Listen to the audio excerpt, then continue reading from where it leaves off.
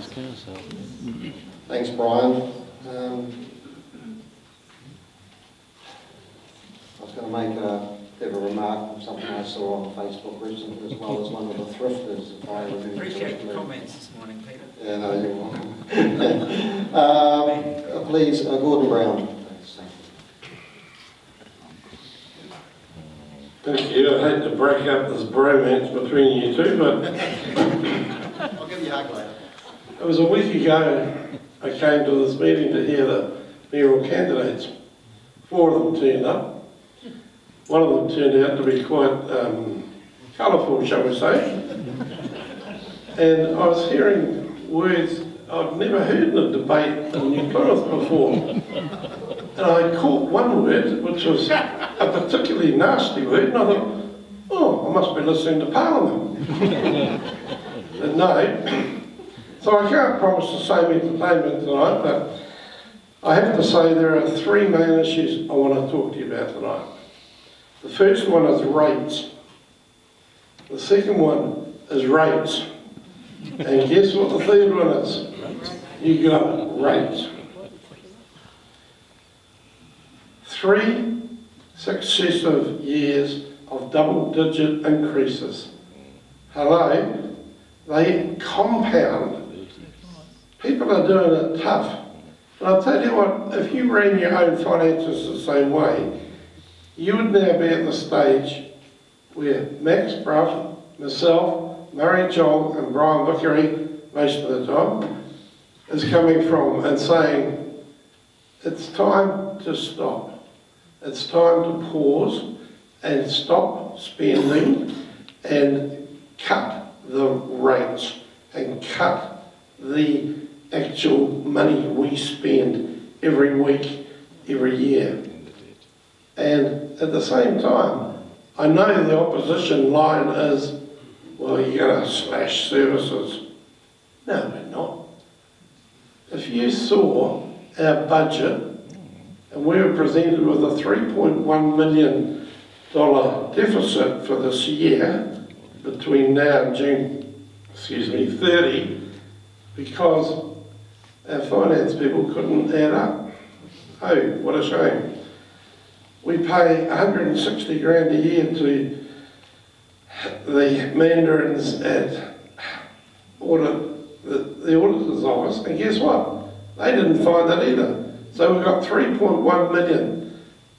The chief executive, who's not a paid politician, he's a hired hand, said it's almost impossible to do out of cutting our just everyday spending. Well, it can be done, and if we have to cut capital projects, we will, because we have to bite the bullet. We have no choice. You have no choice how we spend your money, and it's time that we took your advice, listened to you, as has been said, and cut the buggery out of that budget. Thank you. That's a technical term, We didn't hear that term last week, so easy to forgive that one. Now we've got some 2-minute questions. We'll say 2-minute answers. The questions are shorter than that. But I'm going to start with Teresa Goodman. The question's the same for everybody, but again, just 2 minutes, Teresa.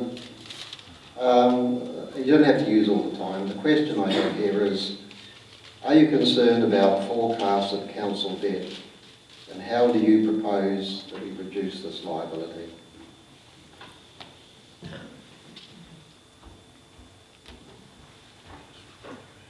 Yes, I am concerned about debt, and I think that there's a lot of ways that we can reduce debt, and one of them is efficiency and collaboration.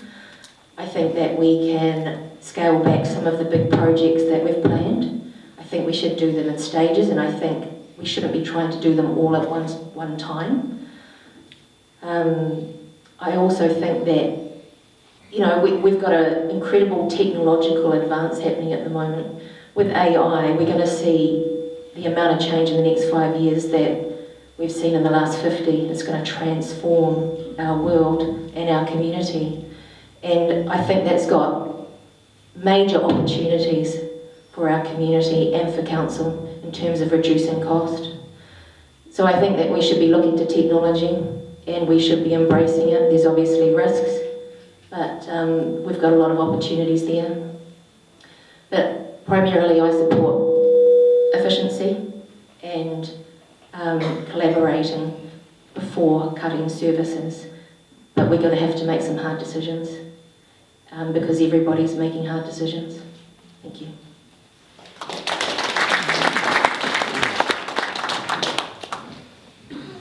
I'm going to do even numbers. Christine Favish, again the same question. Are you concerned about forecasted council debt and how would you propose to reduce this liability, probably going forward in the current bill as well? Yes, I am concerned about council debt. It just seems to be getting higher and higher and higher. Efficiency, as Teresa said, is one of the things that we really need to practice on. I can give you a prime example. Next week or in the next couple of weeks, they'll be digging Puketier Street and Inglewood up again to put in new wastewater pipes. Now, we need the wastewater pipes, don't get me wrong, but it's not been that long since they dug it up to put in the water pipes, which they have repaired, and prior to that, they have also already dug this road up. So this is the third time that this road is getting dug up. And these are the things that we need to be looking at. If we're going to do a project, we need to do it once, we need to do it properly. And as far as our debt goes, we've got our PIF, and I don't want to break the PIF, don't get me wrong, but surely with some of the interest that we get from our PIF, after all we're paying, 3.5% we're now on our borrowings? We're getting approximately around about 7% at the moment. Wouldn't you use some of the extra money that you get from your PIF to pay off your interest debt? Yes. Yeah, just part of my thoughts, and once again, looking at some of these larger projects that we're doing it, and take the frilly stuff off it, make it a basic project, so that you've still got your walkway, but it's just a walkway. It hasn't got lots of bits and pieces on it. That's my thoughts.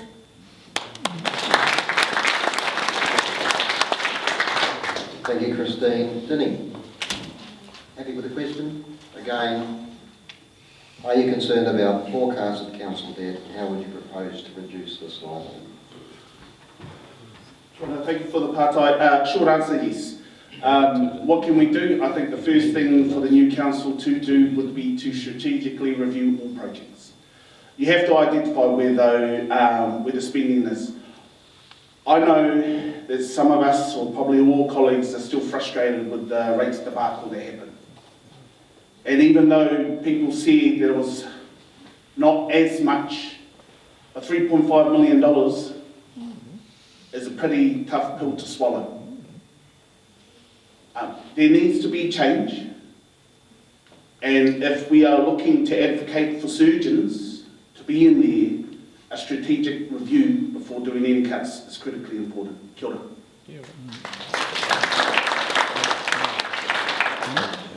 Thank you, Denny. Gordon. A few of you may have noticed that one of the smallest streets in New Plymouth is outside the Len Centre and opposite the White Hart. It's named after a good lady, Queen Street. And this current council decided to spend 3.5 million on it. And I'm sorry, times are tough. We all talk about that. You've just got your rates built. What do? 12-3 we lost. 12-3. So, sorry, that's a nice to have. It's not actually going to increase business for everyone in the main street. It's not going to make us more vibrant.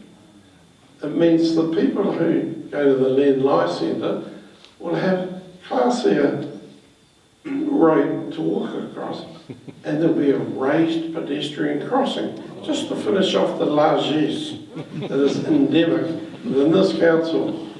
It was challenged by Max Bruff, Gordon Brown, Brian Vickery, and we lost 12-3 on spending 3.5 million to cosmetically beautify a street which didn't need any work.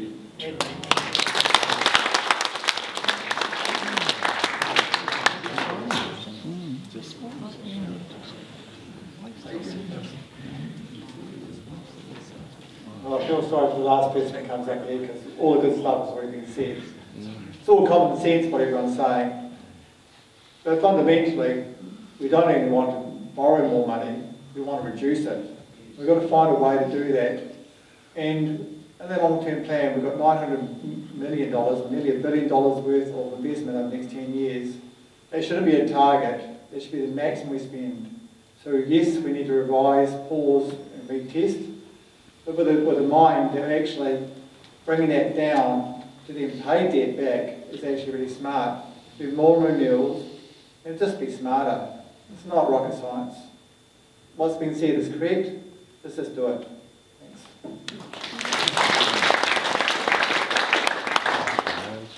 Murray?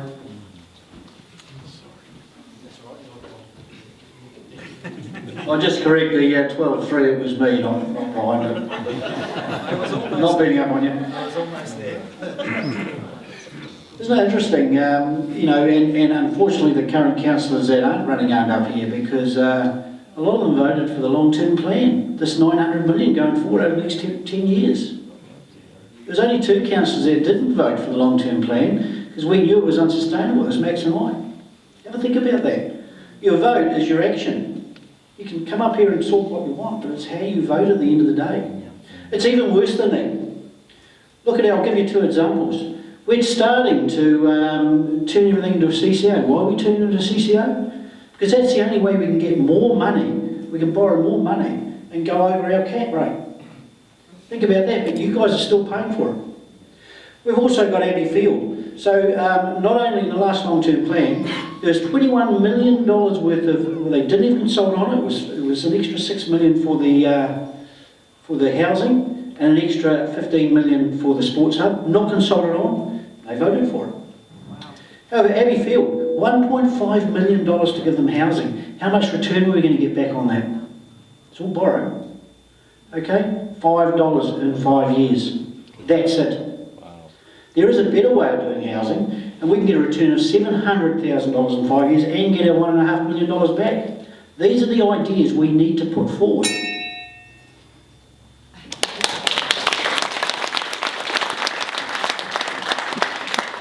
$30 seconds, Murray. Let's have Graham use it. That's it, finished. Why is this debt so high? Because we've got councillors who identified that our rate level was too high. So we'll debt fund instead of putting our rates up so that we could have a 9% rate increase and make you all feel good about them. We have a council that produces budgets. The budget is a target that they need to attain. Instead of supporting the idea that we should spend the least amount possible to produce an outcome that's desired. So we've talked about the walkway from Waitara to Bell Block. The idea is for people to be able to push bike and walk safely from Waitara to Bell Block and back, and through all the way to the port.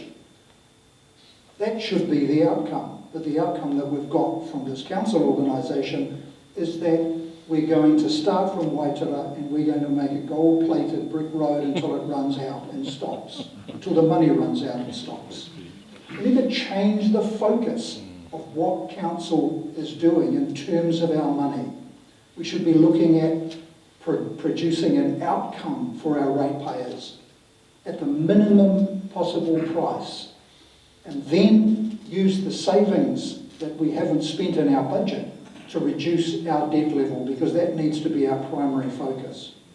We've got an organisation that found itself with a shortfall of operation, so they debt funded the shortfall. And our current council has supported that and voted for it. And the reason we're going to have the gold-plated road outside the Lenlai is because it's in the plan. For goodness sake, the plan's flawed because of external influences. Change your plan.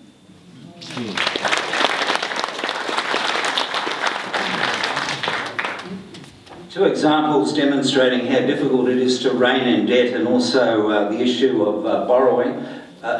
Post-mortem of the Queen Street thing, I asked Daniel Fleming, part of the working group, can you demonstrate to the ratepayers alliance, you were there Alex, I think Kevin was, about how you've saved money for the ratepayers. They told us it was parsimonious, it was the most basic thing. Now, you were experienced, Gordon Brown and Max Bruff had were bold enough to challenge the officer. I asked specifically, and the officer said that if we didn't go ahead with that Queen Street tarting up of 3.5 million, $600,000 in sunken costs would automatically go on rates. And there were people opposing these people saying, oh, isn't it hypocritical? These people that are standing for fiscal austerity to suck up to the ratepayers alliance, you're willing to hurt the ratepayers. I didn't have the courage to be bold, but I have the smarts. And you need to hear that. So all week, including a lovely comment from you, Peter, that I was duped, I've been explaining why I wasn't the fourth person who voted against Queen Street. So this is what you're dealing with. I'll give you another example. This man here, Gordon, wants to kill extension of the walkway. He doesn't call it coastal because it's inland. I want to pause and pivot. We were told by a senior officer that if we do that, we're going to have to pay back millions of dollars to NZDA.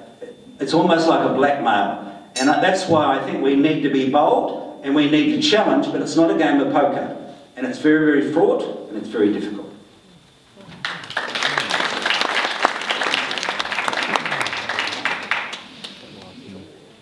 Thank you, Brian. Another question, 2 minutes. There's a little bit of overlap in some of these things, probably fairly similar along the way. There's a couple of projects in particular that have been identified as costing ratepayers a lot. They get a lot of press. One's the Lenlai Centre, something suggested at $125,000 a week. And there's the Sports Hub, which has got capital expenditure of a number in the ballpark of $50 million, but perhaps ongoing costs of a couple of $1 million a year as well. So between the two of them, we're talking $7 million in operating costs on the information that we have. So again, to go through a different order, we'll go from 1 to 8 this time, but if we could address specifically the Lenlai and the Sports Hub and the ongoing costs to ratepayers every year from having those facilities, do you support that, and what is your answer as to how we can control those costs? Adrian?